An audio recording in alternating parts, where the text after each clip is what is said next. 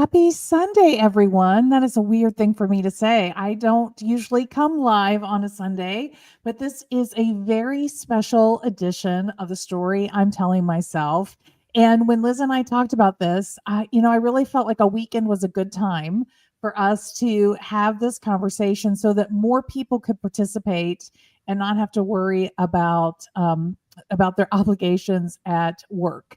So if you were with us live, thanks for being here. We're so glad that you joined us. And come in the comments, say hello. Let us know that you're here. And oh, Mark is here. Hey, Mark. Great to see you. Glad you're here. I appreciate you being loyal to the show. So, we are going to talk about something very important today, and that is what happens when you lose your job. For many of us, it's almost our worst nightmare to suddenly find ourselves unemployed. And my friend Liz is being she is just being so kind to come and share her story with all of us. And hopefully you are going to know better how to support people around you or navigate this yourself if you find yourself in this situation. So, oh, hey, Ruth, I'm so glad you're here. Thanks for joining us. So, before we can get too much further along, though, you all need to meet Liz. So, Liz, please introduce yourself to everyone. Hello, and yes, happy Sunday. It's absolutely beautiful. And I really appreciate you bringing me on. It'll be a good talk about how to kind of navigate things. But I have been at Glasser's Collision Centers for the last 6 years, and previously in a nonprofit and other advertising businesses. And we'll dive in a little bit more about the Glasser situation. But yeah, I'm very happy to be on and join the conversation, and hope some people have some questions and figure out, all this new world of being out of a job. So I don't know if you want me to dive into that or not, but we can. In just a second, let me just Okay. tell everybody. So I've put Liz's LinkedIn contact information. So Liz Dehart, Dehart. She is located in Louisville, Kentucky, where I am. And that's how we first got to know one another. We were in a women's networking group together. And so Liz is on the market. She's out there looking for her next marketing assignment. So listen, listeners, we're going to surround her with love. Not only are we going to hear her story, but we're going to connect her up with opportunities and other people. So just keep that in the back of your mind that Liz is a marketing expert, and she is looking for her next home, and we can maybe be a part of helping make that happen.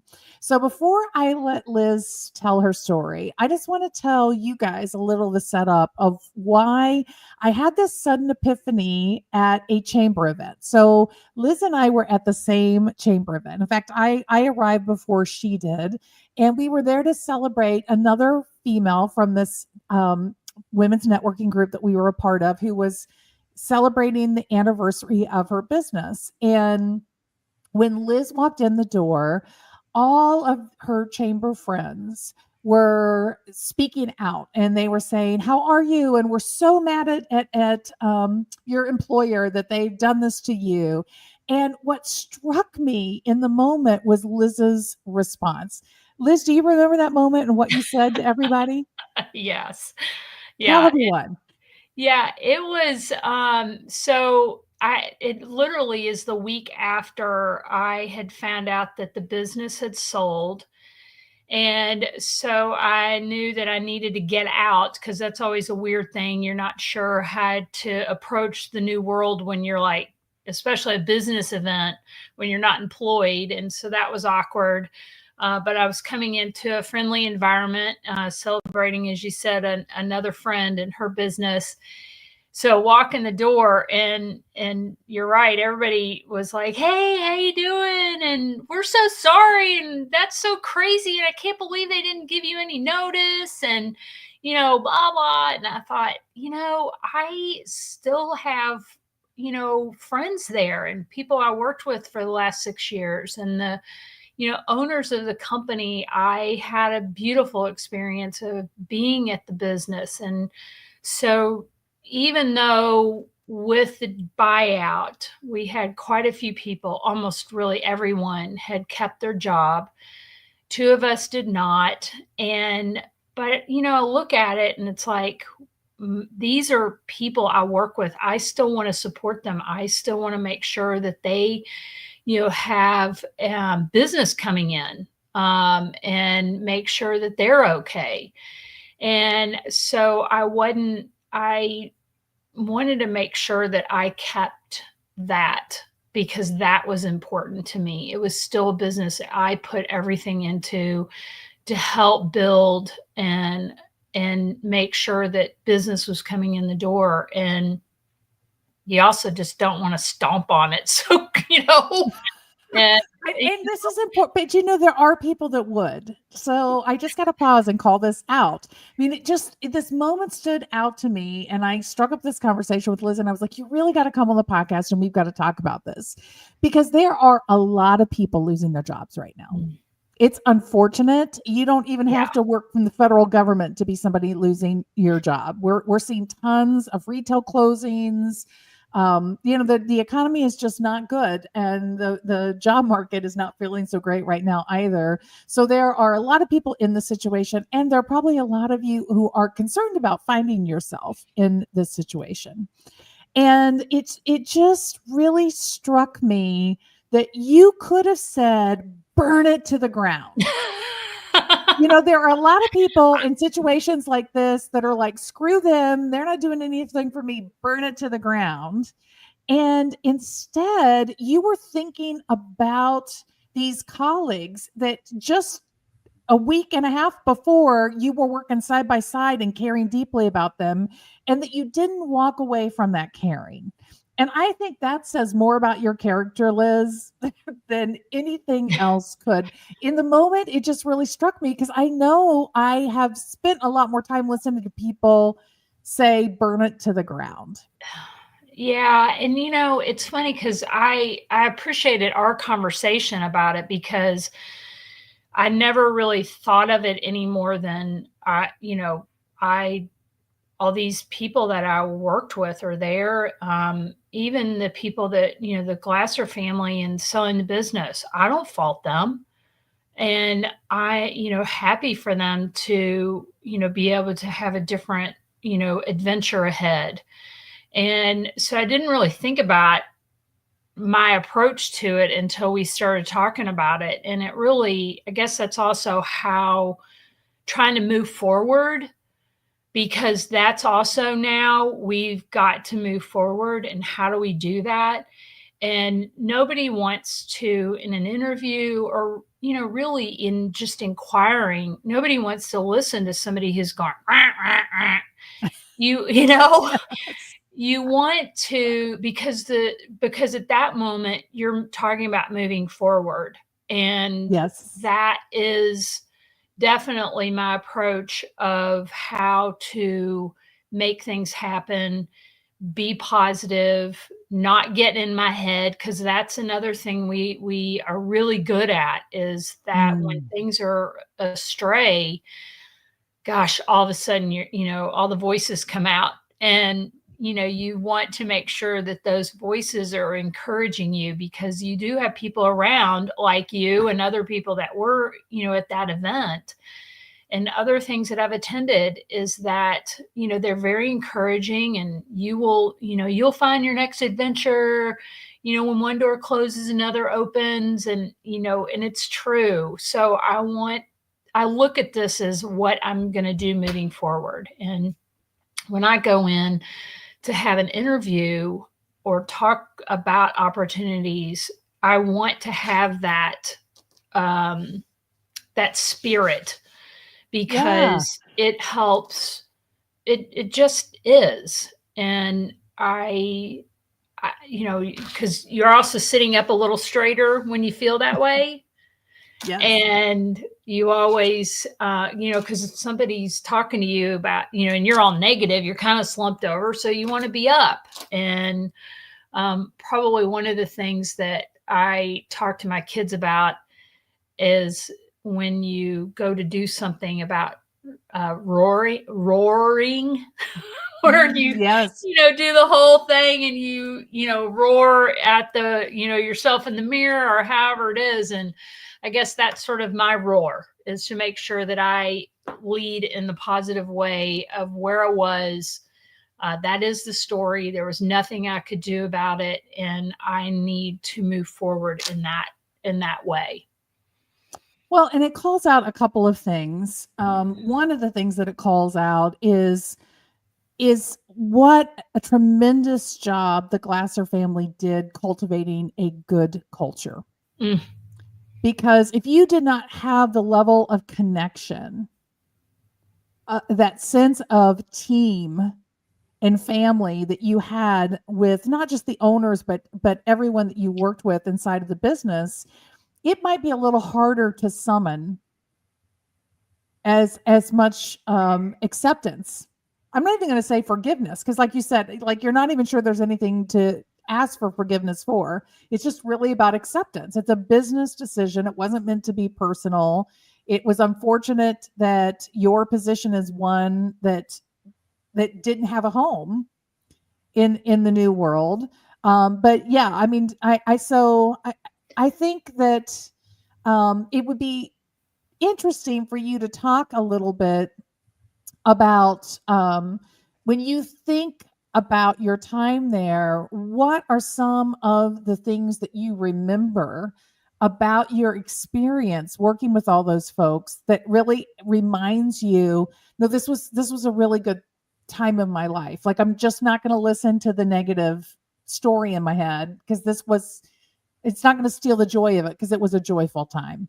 And you're right about the sort of what the culture was at Glassers, and I never thought about it and how that did move you forward in your job in general, but even now, because it was the core values and what the Glassers built over 39 years was really incredible. And with the number of different shops that they had, and even though there were different little mini cultures inside each of those shops, they all came together for the same thing. And because of that, it really was a great environment, a very family oriented. It was a family that ran the business, and you very much had that hardworking people. And so that also allows you to, like, they're working hard. I want to work hard. I want to be part of that. And I think that it does bring everything together, between how you felt at work, the people that we were, had in the business, their mindset. We had this thing called Orbed, and it's about having an attitude that's above the line. And if you're Mm. below the line, then you might get a little elbow from your next door friend at work that says you need to be back above the line, and we would tease about those things. But the truth was is that we needed to bring each other up if things, because things aren't always perfect. But they built that. Glassers did a phenomenal job of building that within their company. And through that, I loved what I was doing. I also, then it was great being out with the public and talking to the public about, whether chamber events or, if I was at a golf scramble and people would come up, that you felt really good about the business. And so you're right. It does then carry forward, again, other things you're thankful for, the experience and what I had and people that I was able to talk to. And so it was, and actually, I'll try to do this really short. So the morning that, unbeknownst to us, that we were going to have a change in ownership, we had a little chamber event that was at our shop in Shepherdsville, and it was well attended. We had lots of people there, and somebody was asking about the core values, and we had big banners in each of the shops. And I like to set up a way to show all the people that worked in the business, how many years they had been there, because I think that's really cool because there was, really good tenure at Glassers. So I was explaining how we got there and what we did. And I have to say, I killed it. It was just like, I felt it. And I mean, I was just all over it and I was so happy. And when I ran into a couple people after that event and they were talking about, oh, it was so great. But then it changed. Like it did. But it was still, always remember that as we'll say official, it wasn't my last day, but my last sort of full push on who Glassers were, the business, the family, the culture, is that I loved being part of that. And so hopefully I'll move that forward to somebody else's business. Well, and not hopefully, girl. Not hopefully, definitely. I don't want. No, honestly, like, don't downplay it. So many people never get to have that experience. It is such a strength that you bring into the next chapter of your career because of having had that experience and knowing what's possible and knowing the relational um what's the word I'm looking for? I'm trying to leave it because something better than culture, but there is this relationship building piece that happens, right? You just don't hang the stuff on the wall. That was insufficient to Right. enable you guys to have that. Okay, it's nice to have those visible things around you, but that wasn't what created it, right? You said it. Right. It was about the fact that people held each other to a standard that Yeah. you talked about that it was a normal part of how you operated, and that there was an experience that was going to be the Glasser experience for the customer and for the workers. And this is what culture is really all about. And so many people never really understand that. So that is a superpower you get to take from this with you. Yes, and again, thank you. Sometimes we miss the obvious, but yes, and it was very interesting because I think that the whole idea of having a culture and how you build that is so important because it is, and really following through with it, because it's great to go through all the exercises, but if you don't do anything about it, there's a company that just recently changed their logo, and there's lots of discussion about when you change your logo, what goes into it, and the art directors like to give you all their deep thoughts and how it got there, but really, what does it mean? And so this company moved it forward beyond just the logo and what are all the things, and gave each person in the business talking points and how to talk about the business, the logo change, what that means.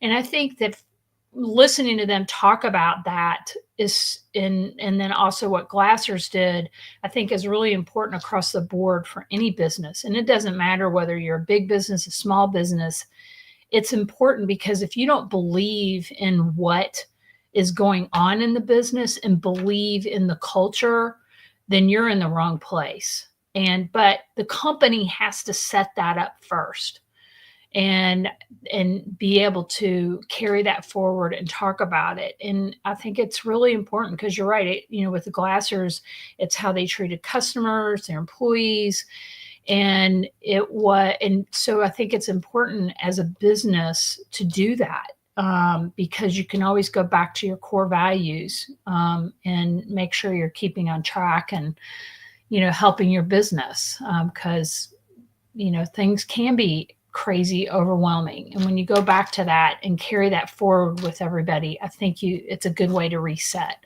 just like ourselves. Sometimes we need a break, like go out and walk the dogs, clear your mind. But it's in a business, being able to look back and say, why are we here? Why are we working so hard? And knowing that you are doing it for a reason. So any small business, large business should make sure that they're doing that if they're not. So I have to imagine, and I'm sure the listeners are asking the same question. you got to have moments when you want to sit in your victimhood around this, Yeah. right? Yes. And that's normal. I think that's humaning. So, how long do you allow yourself to be there, and how do you get yourself back out of those moments when they come? Um, the time, how long do you do that? Ooh, um, I I mean, is it like a can't. fleeting thought in your head, or do you give yourself like a certain amount of time to just, like go through all of your frustration, anxiety, all of those things? Or, I think that because it is, you do have to process it. And for me, how long did I do that? I think because I could rationalize very quickly of where things are, even though it sucked, you know, that I didn't have that job, um, is that still felt good about where I was.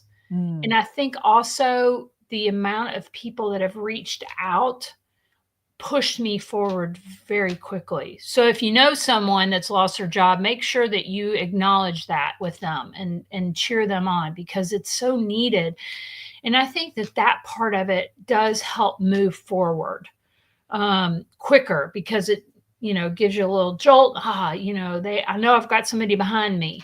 So I think that that's important to support someone who has lost their job and ask them or ask other people, send me your resume, do whatever to help that person, whether you know them through business or you know them personally, to keep an eye out for them for other opportunities. I think it's really important.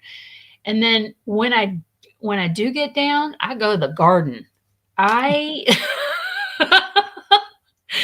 and yeah, I so have know what you need for restoration, like what restores your breath and your soul, and lean into those things, right? That's exactly. I've got a friend who she doesn't live in Louisville, but she is in the same situation. And so that's also great because we commiserate and suggest and cheer each other on and, help each other with, I've got an interview tomorrow. All right, let's talk about it.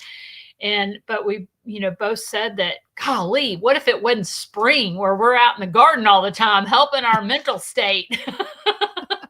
So the garden is my place of to help me center and get my feet, hands, everything, get dirty. Is where I you know make things clear things out. Yes, yes. Well, I mean, there's a lot of a lot of stuff to support the idea of grounding as a practice, and making sure that you are touching earth, like true earth, and allowing that that centering to happen. So I think it's really important what you're saying, and what I would add to is you don't have to know a job opening. You can introduce, if you know people that are in the situation like Liz is in, just make introductions to other people that might, it's all about expanding. I'm going to age myself, but I always loved when I was a kid that Prel commercial where it started with one box. She used Prel and she told someone and they told somebody, and you see the exponential growth, right? The viral marketing idea. It's the same thing. We can do that. We have the power to do that for people in job searches, just simply by making introductions, because you just never know what's going to lead to what. It's so true, and that also keeps you sort of encouraged because when you're talking to people, and the next person. Actually, when I started out after college, my dad gave me this advice, and he said, "Go talk to so and so. Tell them you're not looking for a job for them. Just tell them you want to talk to them because they might know somebody." And it's funny how a few years later, that practice, is being brought back out and talking with people because it's also a lot more fun to do that and talk to people about what you're looking for because they get to know you. So yes, if there's anybody that you can introduce me to, send them on. And because it's better to have a conversation. And unfortunately, the way the job process is, and AI and things like that is, you put in a bunch of applications, you don't hear anything from them for 3 weeks. There was one company, it was a while ago, but it was like 3 months before I got something back that said, so sorry, but you're not. I'm like, fine, because I already have a job.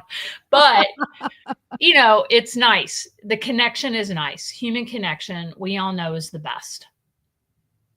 So, even though you are moving forward with grace and with gratitude in this process, what I hear from a lot of people in this type of market is that it just gets difficult at times when people are checking in and you're saying nothing yet, nothing yet, nothing yet. And it might be a little bit too early for you, but is there any other guidance as somebody in this process, in this moment, that you could share with me and with our listeners about what's helpful, what's not helpful to say to the job seeker, to the person in your seat? I, you know, I mean, it's hard because you're right. People want to ask, did you hear anything? And no, but I think that just checking in, it's anything when somebody goes through something in life, just the check in, just, hey, I'm just checking on you, see how it's going. That's probably the best thing to say to somebody Hmm. is to just say, just checking in on you. How's it going? Anything I can, do for you. Those kinds of things I think are nice because it does sort of, oh, they're paying attention. I better, better keep on it. And just the best is really just saying, I talked to so and so, keeping your name out there for you. Again, another person that through networking, you feel like you're in such a weird space. And so I went to a networking event, and this guy's, he's like, Liz, it's okay. It's okay. Tell them, he's like, it's okay. Tell them what you need. They're here for you. So, because it was really my first one where I came out and said, Liz Dehart, formerly of Glassers Coalition Centers. And with that, everybody was like, oh, check so-and-so. Here's my business card. And, so just encouragement, just, the introduction, all those things are the best. And just checking in, I think, is okay. Yeah, if you ask how the job is and, they kind of are like, well, I didn't get it. It's okay. It'll, and that's what I've gotten a lot of. And it's been great. It's been Yeah, good. as a speaker, I've explained this to conference organizers before, because some of them never follow up with you. Oh, And it's actually a lot of work. It's just like submitting a job application to submit to speak at a conference. There's a lot of work because I don't just have a list. I actually go research the conference. I understand what the theme is. I actually put a lot of effort into it. And so it is like a job application over and over and over again for conference speaking. And I've said to some of those organizers that, when they follow up, like, thank you for following up and letting me know that I wasn't selected. I put a lot of effort into that, and it's hard when you don't hear anything. And so I really do understand where job seekers are in that process of just no follow up, getting rejected, all of those things. And it can do a lot of harm to your resilience and your endurance for the journey if you allow it to. I've tried to adopt another speaker friend of mine, shout out to Precious Williams. She says no means next, right? And so the faster you get the no, the more, like you said, like, it's, when somebody's stringing you along, it's like, I've just moved on. Like, I'm just not even waiting around for you anymore. I'm moving on. It's like when you dated back in the day, right? It's like, I'm not going to play these silly games. And so the faster you get no's, it's just like, okay, that's not the one for me. Let's keep moving. really being able to put your attention to what's the possibility versus spending a lot of time looking in the rear view mirror Right. at, No, at what's already gone by. I tell you, the whole thing, especially if you are emailing with someone at a company, not, because okay, so whatever, in the whole put it out there into the cyberspace. But if you're emailing with someone, it is very, very hard when you are waiting and you send a follow up. Hey, thanks a lot. The meeting was great. I really appreciate your time, and nothing. And because I would rather a note come back, an email that comes back says, "So sorry, you're not you're not the person." I would rather have that than nothing, Right, right, because even though, to your point, you need to move on, but you still, because you may have felt really good about the conversation, and whether it was on the phone or whether it was via Zoom, whatever it was, you may feel really good. So then you're encouraged, and you might not do the next application, because you're thinking that went really well. But we just, you just want to know. And it doesn't take that much time. It really doesn't. And at that point, you're also narrowed down to, a smaller number of people if you are emailing with someone. So right, right. it, yeah, no Yeah. So if kudos. you're a hiring manager out there, just it's a pass. Just it's a pass. Anything is better than nothing. Yeah, yeah. Just Anything send a is stop better than sign nothing. emoji.